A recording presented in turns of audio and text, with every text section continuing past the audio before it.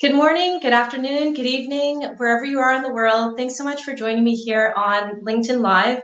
We will be streaming not just on LinkedIn, but on YouTube and also Twitter. And today the conversation pretty much is emotional intelligence, mastering the ability to not just listen to people or hear people while they're talking, whether it's nonverbal communication or verbal communication, being able to connect the dots as far as how people are thinking, how people are feeling, and allowing you to create deeper relationships or win-win solutions between you and people in your personal life or your business or career. So the first thing that I wanted to start off with is having emotional intelligence for others also requires you having emotional intelligence for yourself. The question of how to go about doing at least the first basic step is to really get in touch with your feelings on up and down moments of your life, or even reflecting on certain experiences in the past, whether it was winning an award for high achievement or going through a disappointing end of a work, business, or personal relationship, and really tapping into your feelings to know how that felt for you personally. This is something that I believe that not just women, because a lot of people across the globe think that because women are feminine, most women are feminine, or most women tap into their feminine side, that this is going to be easy for us, but this is actually false.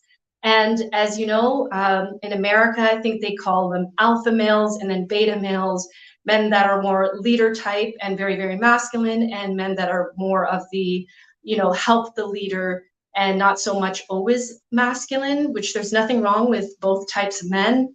But I do believe that with emotional intelligence, this can really break barriers between you and other individuals. So other ways to tap into your feelings is to allow yourself to just kind of listen to people in the moment while they're telling you their story, while they're telling you their situation. Kind of put it in your mind, not necessarily how you would feel in the moment, but try to just silence the voices and the reply responses that your brain is trying to do while you're listening to people. And if you struggle with this, you know that you struggle with it if people often tell you, that's not what I'm trying to say. You're not listening to what I'm feeling. You're not listening to what I'm saying, which means you're more on the hearing side versus the listening side. Can we all hear if we have that sixth sense? Absolutely. But there is a difference between hearing and listening. Now, I do believe I used to have this problem myself when I used to talk to people in conversations where they were expressing things about situations that were happening in their personal life or things that they didn't quite, they weren't quite happy with me. I often got into hearing versus listening. And what does that mean? I would be hearing what people would say so that I could simply respond to them. And quite often people can feel that energy, or they can sense it from you, that you're just quickly trying to end maybe an argument, a difficult conversation, or you're just trying to get them out of your way because you've got work to do, or you want to go on your bike and, bicycle around the neighborhood, and you don't really have time to really listen to what people have to say. And I do believe that often a consistent behavior of doing that can really diminish your romantic, your career, even your relationship with your children. To all of the parents on the line, children are very intuitive. They lack the reality of life, part of adulting. So as a result of that, they can tell whether you're listening or you're just hearing them. And if you wonder why, maybe if you're a mom, your son or your daughter talks more to your dad. If you're a dad, your son or your daughter talks more to your mother. It's because one of you is better with the emotional intelligence than the other. That's not necessarily a bad thing. This is just something that many people out there have to work on. So other than tapping into your feelings, my relaxation coach, many of you were following me for a couple of months while I had him on the line. One thing that he taught me is people are doing the best with what they know how to. Now, this comes with compassion. So when you're speaking to people and maybe they got upset because they got French fries during your order for lunch versus rice.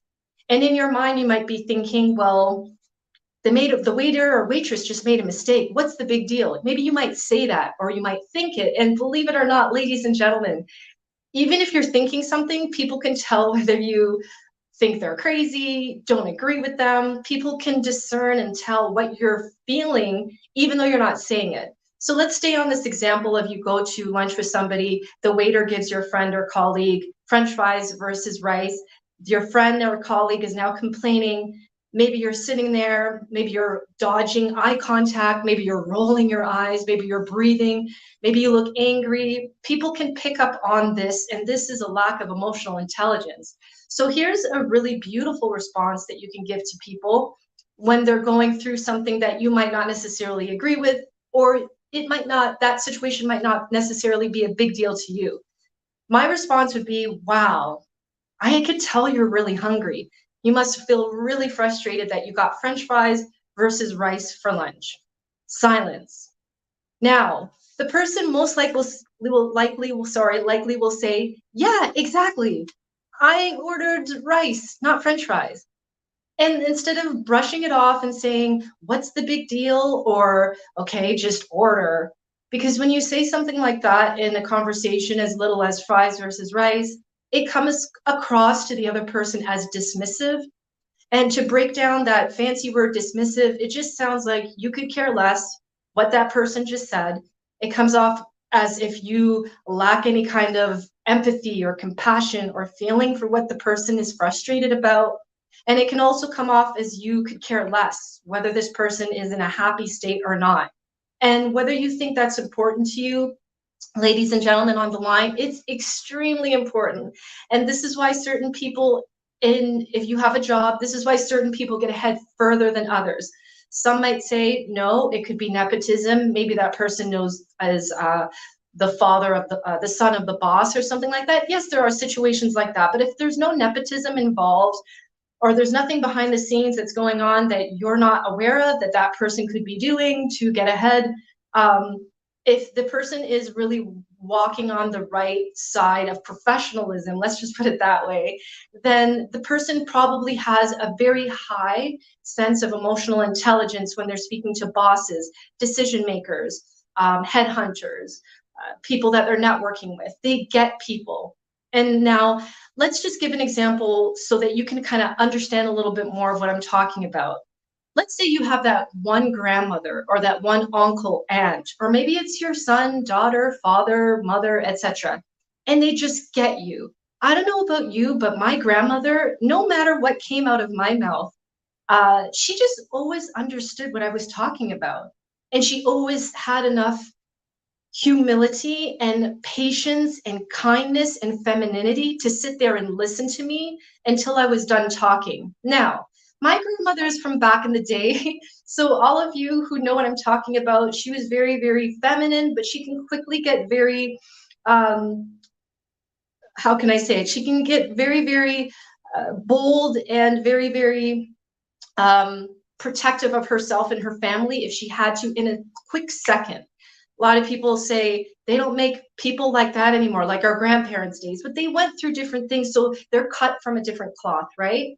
But back to the point, I could say anything to my grandmother, and I could feel as if I could tell her a story, and I felt like she was in the story with me. And that's what emotional intelligence is about. You're either born with it, you can practice it through little live streams like this, or you can develop yourself in order to get it. And trust me, as a result of having a strong sense of emotional intelligence, you will go a lot further in life than others who lack patience, lack empathy, compassion, etc. Now, some of you might be in a space where you believe you're listening, you believe you're hearing people, but you just want to reply, or you just want to solve the problem. And that might come from you don't have enough, how can I say it? You don't have enough emotion or mental logic to handle other people's problems. Let's just be real. 1 out of 5 North Americans have mental health issues. Those were the stats before the pandemic. they're still saying on Google that that's the case. I don't believe that. I believe that 3 or 4 out of 5 North Americans have mental health issues. And that's not a bad thing. But as a result of having mental health issues, dealing with personal, career, and business life, a lot of people out there don't have the mental and emotional capacity to deal with anybody's issues, problems, even in their marriages, even with their children, or even with themselves, believe it or not. So when you're going throughout life and you're around people, or you yourself are one of these individuals who just don't have the space, it's not necessarily a bad thing. And I know I talk a lot about therapy and mental health work. I do believe that this could be an opportunity, depending on what you believe in your situation, to work on those inner issues within yourself. Because if you, it's kind of like a jar filled with jelly beans. You know, in elementary school, you know, they used to have these jelly bean puzzles and things that we'd often do, but it's like, picture your problems and mental and emotional issues as jelly beans in a very small jar.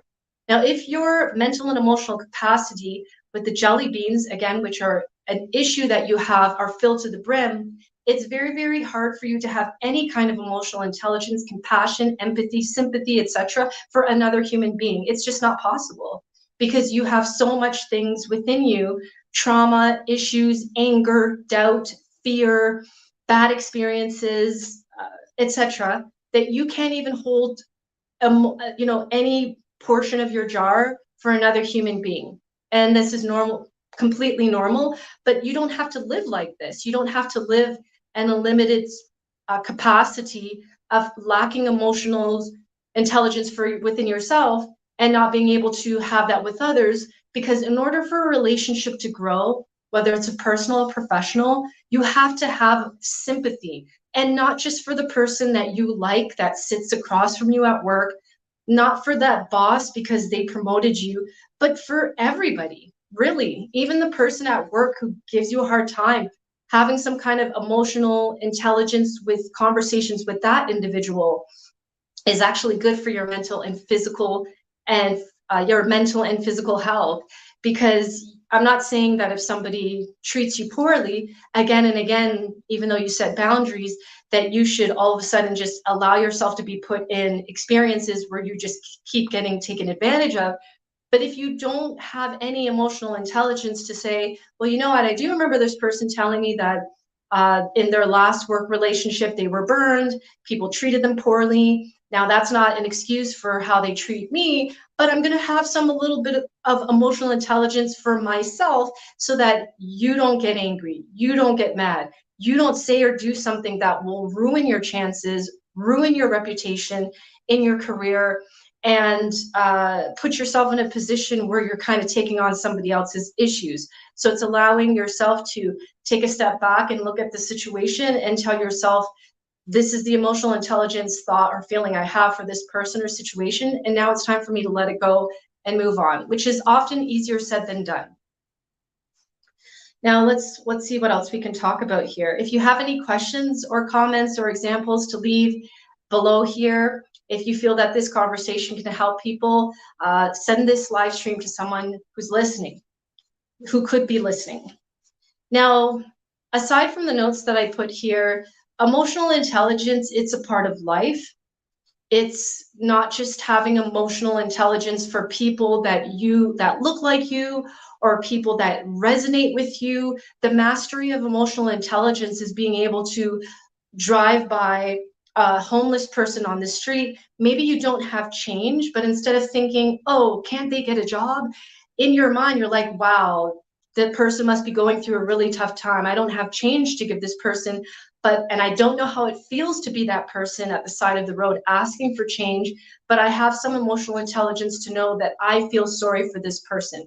Now, hopefully you're not going to let that ruin your day or take you into a spiral because of something that is triggering you.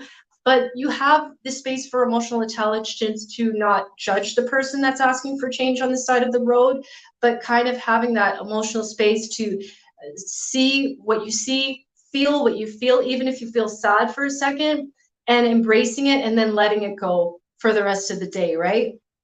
I'm just trying to think about other speakers or speakers in general that really practice this. Wallace D. Wattles has a book called The Science of Getting Rich. And I love that book because it's not just about money, it's about mindset.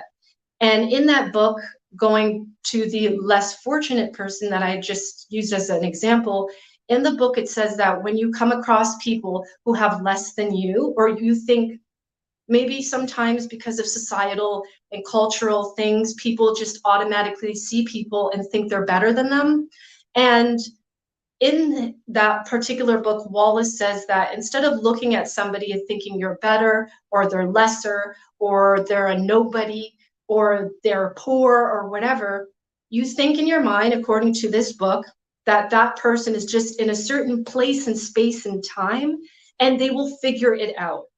Now, I bought that book roughly about, I believe, 7 or 8 years ago, and I started trying that out. I used to live downtown here in my city a long time ago, and I used to often see people begging for money downtown. And when I first moved there, I used to feel sad, like it made me feel sad, but then I moved on with my day and I let it go. But when I started reading that book and I got to that part of the book where it said to have to believe not that that person is poor, but believe that that person is just in a place and space in life and they will figure it out. Now I just took the separation between myself and that person that's asking for money on the street. And in my mind, at that point, now when I see somebody on the street, does my heart get soft? Absolutely. Do I feel sad because I'm not in that situation that that person is? Yes. But I look at that person as if they're just a human being and they're not, hopefully it won't be like that for them for the rest of their life, but they will figure it out. So I'll give you another example. On Friday, I was feeling good. I had my salsa playing in my music. I was dancing. I was going through downtown to get home. And I saw this homeless man on the side of the street, which I often see. And he smiled at me and I smiled at him. And I said, okay, I've got $5. Let me give it to him. And he said to me, he actually started talking to me. And oftentimes, sometimes when I'm not in a good mood and I do give people money, homeless people money, or people on the street that are asking for money, because they're not, I don't believe they're all homeless. But he said, wow, you're listening to some really fun music and enjoying yourself. And I said, well, yeah, we got to make the most out of life. And plus it's a Friday. And then he said, well, you're young. You still have a whole life to live. And then we kind of laughed. And then he said, I hope you have a great Friday. And I said, I hope you have a good weekend. And I felt good in the moment, not necessarily because I had the $5 to give this man, but I felt good because my emotional intelligence trigger went on. Yes, the thought about the Wallace D. Wallace reference went in my head, but I didn't look at that man as if I have and he doesn't. I just looked at a man on the side of the street as a man.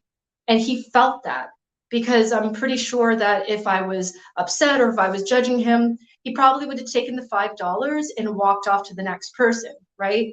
But he started a conversation with me because he could feel that I wasn't looking down at him. I was looking at him as a man who hopefully is just in a place and space and time who will eventually figure it out. So this is what I'm talking about as an example of having the emotional intelligence and place and space to be able to look at others who might not look like you or be in a difficult, stressful conversation, moment, etc., and not necessarily go off on the person, blast off on the person, whatever you want to, get angry with the person, however you want to describe it. But you're holding place and space for that person because you don't know what they're going through. And I'll leave it off with here because we have 1 minute left. Emotional intelligence should be something that if you are a leader or an inspiring leader, you want to start a business, you want to start a group, you want to lead something. And to all my non-leaders on the line who don't want to do any of the above, I do believe that we are all one. I know this sounds very spiritual and you've probably heard this before, but it's what I'm talking about is there are certain people that walk in a room and you can approach them, whether they're the CEO, whether they're on a billionaire status, whether they run the city, you can walk up to them and talk to them, because when they come in a room, you can feel their energy, that they don't think that they are a CEO. They're just a CEO who has the title, but they're a man or a woman, right? And so I do believe that energy is everything. And when you can get to a place and space in your life where emotional intelligence is on autopilot, and you have sympathy and compassion for everybody, you might not agree with everything that everybody says, but you can hold that place and space for people. I do believe that it will help to catapult your life, not just from financials and getting a promotion and being liked, but just it will help you with your mental health. You'll have less stress within yourself, and you'll have the place and space for people to say, well, I can talk to, let's just say your name on the line is Josh. I can talk to Josh, but I can't speak to Susan. And they're both on my team, because when I speak to Josh, Josh hears me. He listens to me. He doesn't cut me off when I'm speaking. He he kind of like repeats certain things that I say, and he asks questions, but Susan doesn't do that. So try to be the Josh, that person who might be very lighthearted and doesn't take anything on. And he truly has the mental and emotional space within him to really feel people while they're talking. And if you are a Susan personality where you lack emotional intelligence, you still have opportunity for growth. Thank you so much for joining me here, everyone on the line. If you feel that this live stream can benefit somebody, feel free to share it. If you have any questions about emotional intelligence, any examples, tips, or advice that I myself did not share during this live stream, leave a message below, leave a comment, below. Thank you so much for your time this Sunday. Stay healthy and blessed, and take care. Bye.